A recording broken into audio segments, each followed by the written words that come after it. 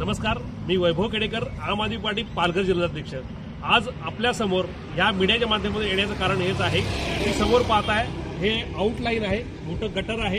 हा एरिया वसई विरार महानगर शहर महानगरपालिका जे मुख्यालय आहे तिथला आहे आणि मी आवर्जून इथे सांगू इच्छितो की या गटर लाईन साफ करण्यासाठी पुन्हा एकदा तुम्ही गटर लाईन पाहू शकता। इकडे हा वसई विरार महानगरपालिका समोरचाच ही गटर आहे।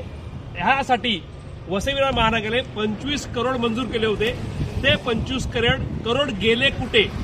अशा प्रकारे वसई विरार महानगरपालिकेच्या समोरच जर ही असं घाण अवस्था असेल तर वसई विरार शहर महानगरपालिका आणि वसई विरार आमचं कसं स्वच्छ होईल, हरित सुंदर वसई सुंदर कसं काय आम्ही सर्व लोकांना, सर्वसामान्य लोकांना देणार आहोत। सर्वसामान्यांच्या नागरिकांच्या समस्या आहेत, त्या समस्या आम आदमी पार्टी आज पक्ष हा अतिशय व्यवस्था परिवर्तनासाठी कटिबद्ध आहे।